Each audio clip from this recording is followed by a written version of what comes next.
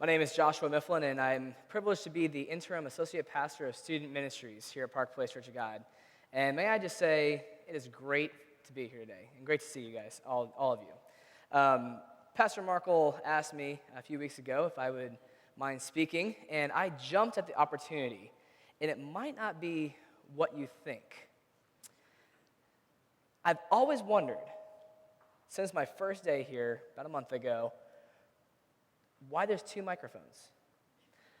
Is this the one that's on, and this was like a Secret Service thing? No, you can still, no, okay. Mystery solved. Okay, now we can continue on. And that doesn't count towards my allotted time here during the sermon either, I believe. I also was not thinking completely through my schedule either, because as a few of these ornery little middle schoolers over here know, I spent the last part of this weekend at Christ and Youth's Believe conference of over probably about 1,000 middle school students, and this is our amazing youth group right up here. Aren't they awesome? Can we just give them all a round of applause? Yeah. And yes, we do have young men in the youth group. However, they do not like to be photographed. So you can see one that's up there in the corner. I'm not going to say his name, Philip Butler, at all. Then there's a Jack. His jacket is over there. So, but we have an amazing youth group. So I am so privileged to be here today. What began as a gentle whisper. Oh, wait. I'm sorry. I'm going to go back because I do have one more slide. Can we continue on? Gold and silver you can take it. All I want is you, my Lord. Is there a more precious sound than hearing youth sing? Wow. That is why I'm in youth ministry. It all boils down to that. So I can honestly just kind of throw the rest of my sermon away, and that is why I'm called to do what I do. What began as a gentle whisper soon turned into a mighty wind. Passing comets and planets, it shot across galaxies of stars. It was a perfectly formed jet stream, and it was directed with a single purpose. Approaching the blue sphere, it swarmed around the earth as it began its descent. And with amazing precision, it met the small embryo where the hands of the Creator were knitting together the very fabric of a new life. The breath of God met the child in a beautiful creation. I want you to remember that. Today we're going to be talking about Isaiah 40. This is one of my absolute favorite chapters in the whole entire Bible. Many of you are probably familiar with the last few verses of that chapter, but I want to talk about the chapter as a whole and unpack that this morning. Now, Isaiah 40 begins with the Hebrew people in exile. A very long and complicated story short, the Hebrews had severely disobeyed God, so God had allowed the Babylonians to capture and take them back to Babylon. They had lived in this exile for about a generation, so many of these Hebrew people had known Babylon as their only home, despite a yearning to return to their true homeland. Now, Isaiah 40 begins with God reassuring these exiled and discouraged Hebrews that their time to return home had come. Comfort, my people, says your God. Speak tenderly to Jerusalem. Tell her that her sad days are gone and that her sins are pardoned. Yes, the Lord has punished her twice over for all her sins. Listen, it's the voice of someone shouting, "Clear the wilderness for the Lord. Make a straight highway through the wasteland for our God. Fill in the valleys and level the mountains and the hills. Straighten the curves and smooth out the rough places. For then the glory of the Lord will be revealed, and all people will see it together, for the Lord has spoken." Shout that people are like the grass Do you know that? Their beauty fades as quickly as the flowers in a field. The grass withers and the flowers fade beneath the breath of the Lord. And honestly, so it is with people. The grass withers and the flowers, they fade, but the word of our God will stand forever. Who else has held the ocean in his hand? Who has measured off the heavens with his fingers? Who else knows the weight of the earth or has weighed the mountains and hills on a scale? Who is able to advise the Spirit of the Lord? Who knows enough to give him advice or teach him? Has the Lord ever needed anyone's advice? Does he need instruction about what is good? Did someone teach him what is right or show him the path of justice? No. For all the nations are but a drop in a bucket. They're nothing more than dust on the scales. He picks up the whole earth as though it were a grain of sand. For all the wood and animals in the whole world would not be enough to make a burnt offering worthy of our God. The nations of the world are worth nothing to him. In his eyes, they count for less than nothing, mere emptiness. Haven't you heard? Don't you understand? Are you deaf to the words of God, the words he gave before the world even began? Are you so ignorant? God sits above the earth. The people below him must seem like ants to him. He spreads out the curtains like the heavens and brings them all. He spreads out the heavens like a curtain and makes his tent from them. He judges those great people of the earth and brings them all to nothing. They hardly get started, barely taking root, when he blows on them and they wither. The wind carries them off like chaff. To whom will you compare me? Who is my equal? Asked the Holy One. Look up into the heavens. Who created all those stars? He brings them out like an army, one after another, calling each by its own name. Because of his great power and incomparable strength, not a single one is missing. Now, can we stop right there for just a second? I love science, specifically astronomy. I truly believe that science actually helps us see God and his creation. The title of my sermon is Astronomical Creator and Astronomical Creation. Science is just but a glimpse into the awesomeness of our Creator. It's like God saying, yes, this is me. This is you. I'm giving you just a little bit of knowledge to be able to understand it. You're not going to be able to get it all, but here's a little bit. I love just looking up into a clear night sky and just imagining how crazy immense space is. Louis Giglio is a popular pastor and speaker, shares my interests, and has shared some amazing facts in his talk, How Great Is Our God? I'm going to share some of his findings along with some of my own research. For example, if Earth were the size of a golf ball, our sun would be 15 feet in diameter. And that's enough golf balls to fill up a school bus full of golf balls. And that's just one star in our amazing galaxy known as the Milky Way. This next slide over here. Oh, one more. Maybe one more. There. Oh, that's our galaxy. Maybe one more. I believe this is Betelgeuse or Betelgeuse. It is 427 light years away. It is twice the size.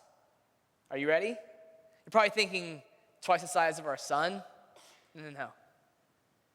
This star is twice the size of Earth's orbit around the sun.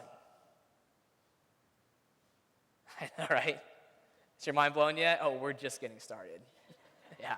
I'm the crazy youth pastor. I could do stuff like this. If Earth were a golf ball, Betelgeuse would be the size of 6 Empire State Buildings stacked on top of each other. So I'm guessing you're going to need to get a plane ticket to go to New York, take your golf ball, set it down next to the Empire State Building. No one's going to think you're crazy because, well, you're in New York. And look up, imagine 5 more Empire State Buildings. You could fit 262 trillion Earths inside Betelgeuse.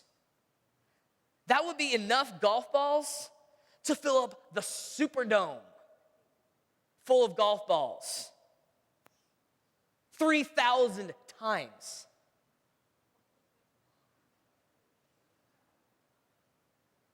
Yeah, that wrecked my youth pastor brain when I heard that. One more star.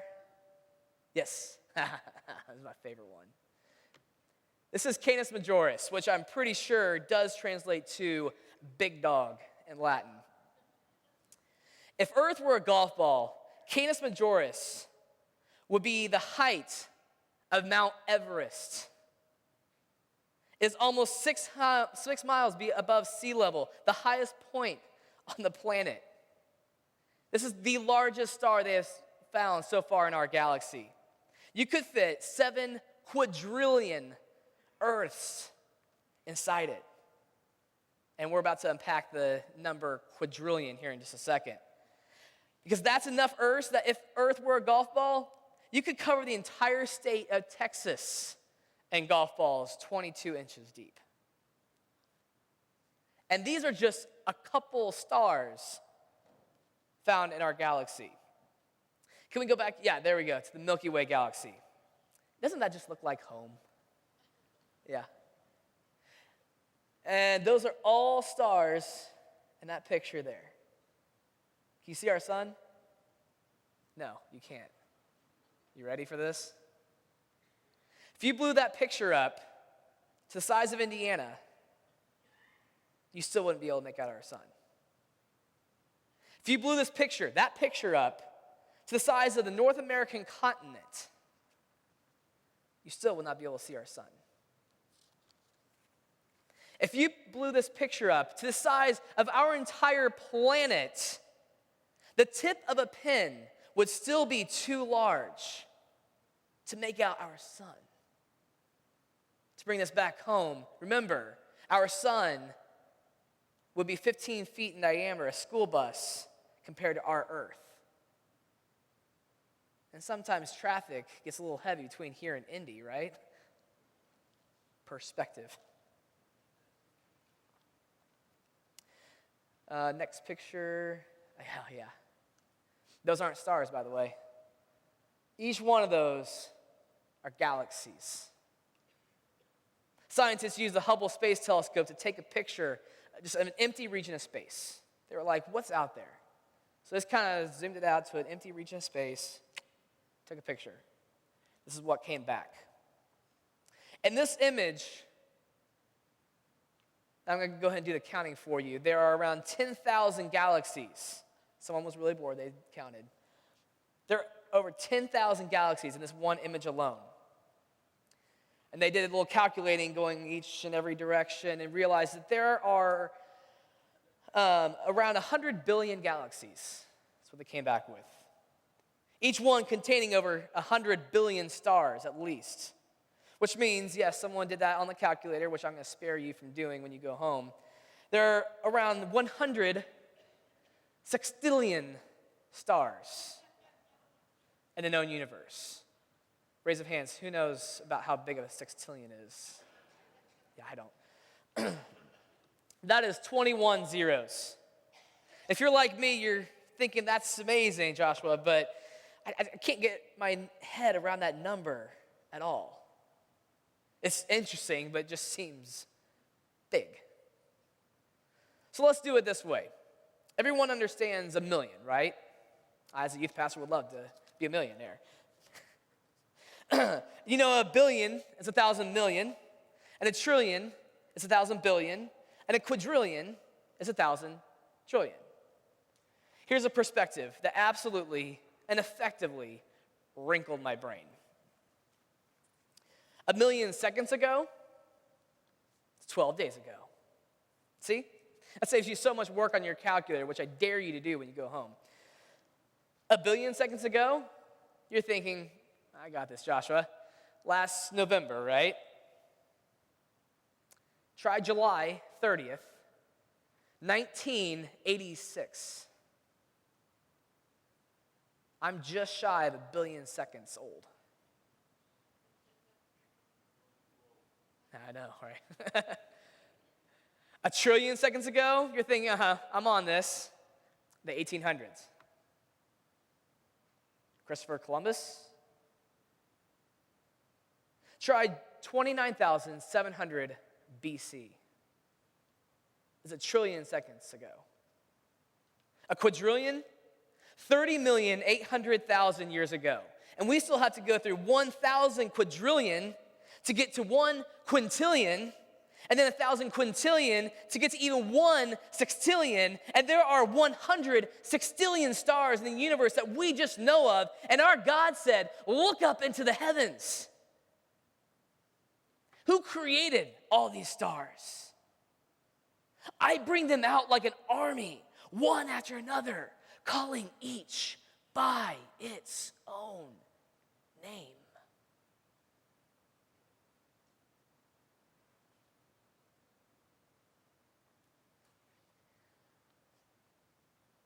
And you know what? Life can get messy sometimes. Don't get me wrong, if you know me at all, you know that I'm an optimist and a generally happy person. I asked my middle school students that yesterday morning when they got about 4 hours of sleep. I was ready to go. But we do live in a broken world, don't we? We don't have to turn the news on for more than 5 seconds to know that. Stuff happens in an instant that can radically change our lives. And honestly, we wonder where God could possibly be, if he cares. And if we're really honest, if he's maybe even able to do anything about it. If you're like me, you sometimes find it hard to believe that God is near. I'm a very relational person. I have to talk with you face to face, and I can't see God. Sometimes I don't know how to talk to him. It's just hard. If I'm really honest, sometimes I feel like those Hebrew people. Deep down, I know God's there. But sometimes I kind of doubt him. I'm a writer, and a couple years ago, as I was sorting out some of these thoughts, I wrote a small parable. Once upon a time, there lived a mighty and great king. This king ruled over the people with tremendous love and mercy. He genuinely cared for every one of his subjects. Throughout the week, everyone would gladly work hard and make sure the land was prosperous. And at the end of every week, they would all attend this great royal ball that the king would host in his great palace. Every man, woman, and child would dress in their finest suits and gowns. Oh, they would sing and they would dance. And the king would fill the banquet table with the most delicious and savory food and drink you can imagine. Oh, you could see it in his eyes. The great love that he had for his people. And it gave him immense joy to see his people so happy. One night, though, something was different. Out of the thousands of gowns twirling and thousands of voices singing, the king noticed there was someone missing. Yes, there was a child. A young girl with a crippled leg. She was not in attendance. So the king brought over his son. Oh, his son was a young and mighty prince who cared just as much for the kingdom as his father. The king commanded his son to go find her. And for an entire week, the prince searched every square inch of the kingdom. In a far, dark corner just outside the kingdom domain, the prince finally found a young child caught helpless in a ravine. As the prince began to pick her up, an evil witch appeared. "That child is mine," snarled the witch. "I tricked her into believing I could make her more beautiful than the king ever could." The prince looked down at the young girl and asked if it was true.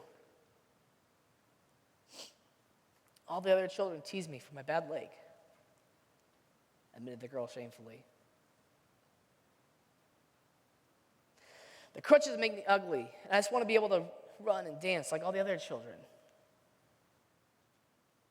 But now I just want to go home."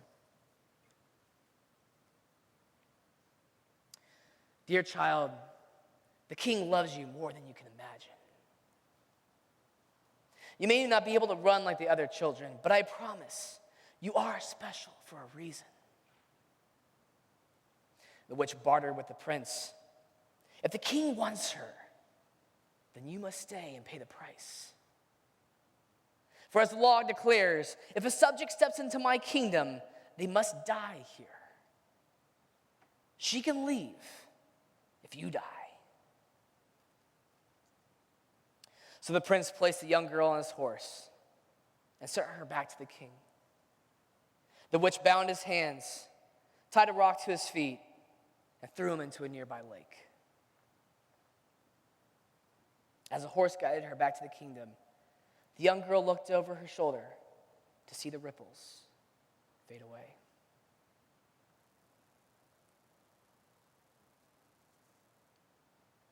The next morning, the young girl woke up to notice that she was riding on the horse with the prince walking next to her. Startled and confused, she wiped the sleep from her eyes and asked what happened. The witch was crafty. What she said about the law is correct. Someone did indeed have to die in order for you to return home. But what the witch does not know is I have the power of the king. Because I sacrificed myself, that power brought me back to life, and now I'm able to guide you home. Throughout the rest of their journey, the prince taught the young girl all about the king. As they arrived back at the palace, another royal ball was just about to begin. As the crowd split, the young girl hobbled up with her crutches to the center of the floor where the mighty king stood waiting. The prince took the crutches as the king picked up the girl into his arms. At that moment, a violin began to play a waltz. And for the next few minutes, the entire kingdom watched as the majestic king danced with a lost, crippled child.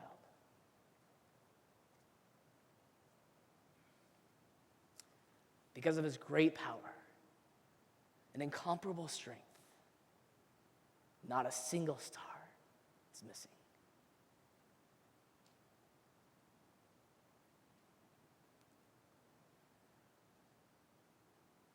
How can you say the Lord doesn't see your troubles? How can you say God ignores your rights? Have you never heard? Have you never understood? The Lord is the everlasting God, the creator of all the earth. He never grows weak or weary. No one can measure the depths of his understanding. He gives power to the weak and strength to the powerless. Even youths will become weak and tired, and young people will fall in exhaustion. But those who trust in the Lord, they will find new strength. They will soar high on wings like eagles. They will run and not grow weary. They will walk and not faint. When I think about how big the universe is, I get really humbled in a really good way. And God reminds me, yeah, the universe, oh, it's a big place. And I made it all.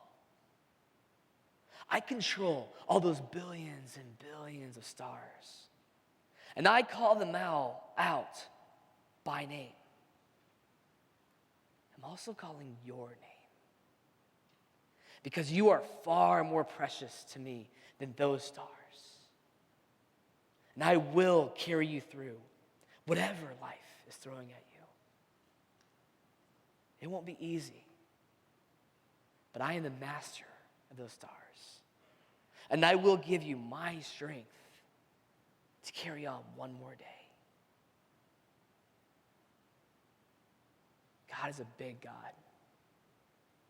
He holds all those stars in one hand, and he holds your hand in his other. He's got you. He will never, ever let you fall. Just as God formed the stars, he formed everything about you.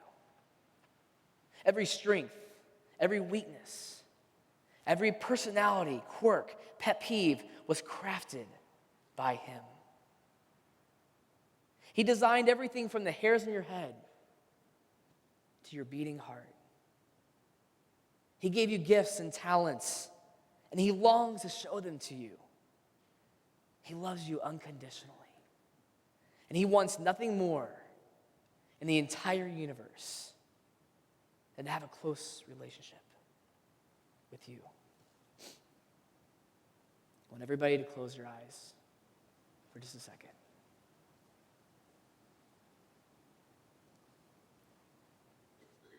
Rest in the arms of your Creator.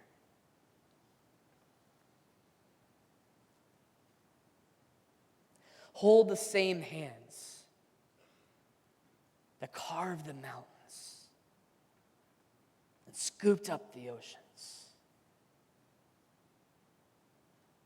Hear the heartbeat of the Savior who sacrificed himself for you. Listen to the breath that commanded the stars into a brilliant existence. That same breath that gave you life.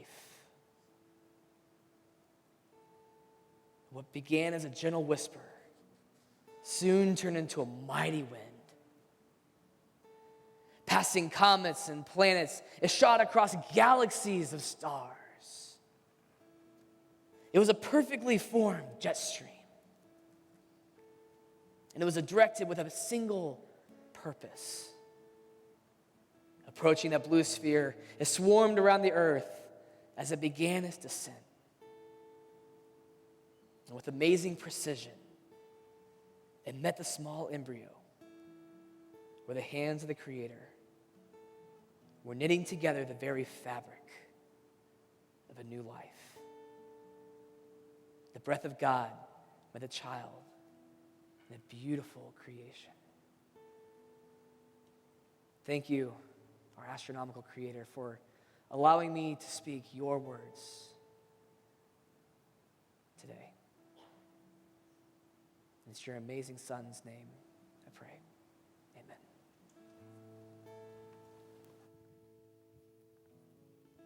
Would you stand and sing with us?